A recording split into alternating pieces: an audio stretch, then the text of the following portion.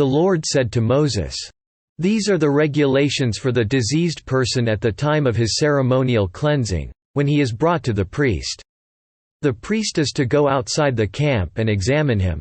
If the person has been healed of his infectious skin disease, the priest shall order that 2 live clean birds and some cedar wood, scarlet yarn and hyssop be brought for the one to be cleansed. Then the priest shall order that one of the birds be killed over fresh water in a clay pot. He is then to take the live bird and dip it, together with the cedar wood, the scarlet yarn and the hyssop, into the blood of the bird that was killed over the fresh water. 7 times he shall sprinkle the one to be cleansed of the infectious disease and pronounce him clean. Then he is to release the live bird in the open fields. The person to be cleansed must wash his clothes, shave off all his hair and bathe with water, then he will be ceremonially clean. After this he may come into the camp, but he must stay outside his tent for 7 days. On the 7th day he must shave off all his hair, he must shave his head, his beard, his eyebrows and the rest of his hair. He must wash his clothes and bathe himself with water, and he will be clean. On the 8th day he must bring 2 male lambs and 1 ewe lamb a year old, each without defect, along with 3/10 of an ephah of fine flour mixed with oil for a grain offering, and 1 log of oil. The priest who pronounces him clean shall present both the one to be cleansed and his offerings before the Lord at the entrance to the tent of meeting. Then the priest is to take one of the male lambs and offer it as a guilt offering, along with the log of oil. He shall wave them before the Lord as a wave offering.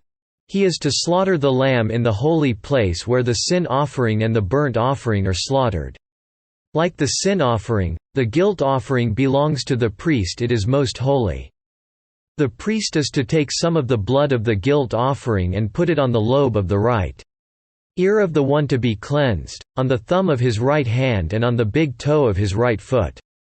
The priest shall then take some of the log of oil, pour it in the palm of his own left hand. Dip his right forefinger into the oil in his palm, and with his finger sprinkle some of it before the Lord 7 times.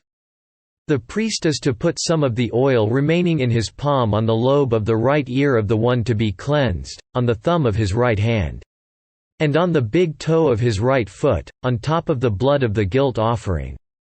The rest of the oil in his palm the priest shall put on the head of the one to be cleansed and make atonement for him before the Lord. Then the priest is to sacrifice the sin offering and make atonement for the one to be cleansed from his uncleanness. After that, the priest shall slaughter the burnt offering, and offer it on the altar, together with the grain offering, and make atonement for him, and he will be clean. If, however, he is poor and cannot afford these, he must take 1 male lamb as a guilt offering to be waved to make atonement for him, together with 1/10 of an ephah of fine flour mixed with oil for a grain offering, a log of oil, and 2 doves or 2 young pigeons, which he can afford, one for a sin offering and the other for a burnt offering. On the 8th day he must bring them for his cleansing to the priest at the entrance to the tent of meeting, before the Lord.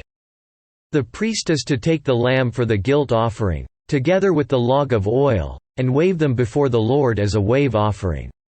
He shall slaughter the lamb for the guilt offering and take some of its blood, and put it on the lobe of the right ear of the one to be cleansed, on the thumb of his right hand and on the big toe of his right foot. The priest is to pour some of the oil into the palm of his own left hand, and with his right forefinger sprinkle some of the oil from his palm 7 times before the Lord. Some of the oil in his palm he is to put on the same places he put the blood of the guilt offering, on the lobe of the right ear of the one to be cleansed, on the thumb of his right hand and on the big toe of his right foot. The rest of the oil in his palm the priest shall put on the head of the one to be cleansed, to make atonement for him before the Lord. Then he shall sacrifice the doves or the young pigeons, which the person can afford, one as a sin offering and the other as a burnt offering, together with the grain offering. In this way the priest will make atonement before the Lord on behalf of the one to be cleansed. These are the regulations for anyone who has an infectious skin disease and who cannot afford the regular offerings for his cleansing. The Lord said to Moses and Aaron, "When you enter the land of Canaan, which I am giving you as your possession, and I put a spreading mildew in a house in that land, the owner of the house must go and tell the priest, 'I have seen something that looks like mildew in my house.' The priest is to order the house to be emptied before he goes in to examine the mildew, so that nothing in the house will be pronounced unclean. After this the priest is to go in and inspect the house. He is to examine the mildew on the walls, and if it has greenish or reddish depressions that appear to be deeper than the surface of the wall, the priest shall go out the doorway of the house and close it up for 7 days. On the 7th day the priest shall return to inspect the house.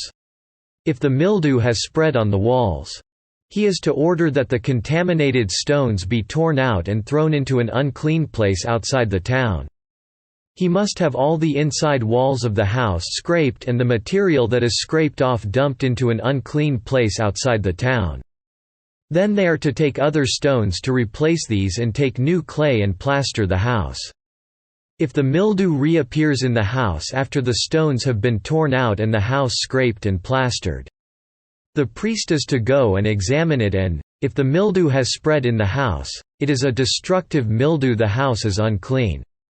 It must be torn down, its stones, timbers and all the plaster, and taken out of the town to an unclean place. Anyone who goes into the house while it is closed up will be unclean till evening. Anyone who sleeps or eats in the house must wash his clothes.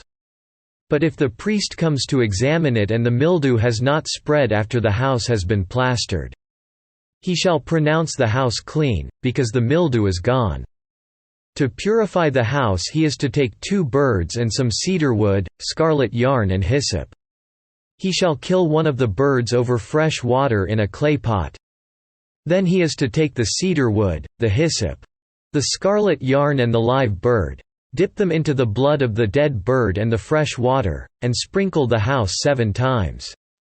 He shall purify the house with the bird's blood, the fresh water, the live bird, the cedar wood, the hyssop and the scarlet yarn. Then he is to release the live bird in the open fields outside the town. In this way he will make atonement for the house, and it will be clean. These are the regulations for any infectious skin disease, for an itch, for mildew in clothing or in a house, and for a swelling, a rash or a bright spot, to determine when something is clean or unclean. These are the regulations for infectious skin diseases and mildew.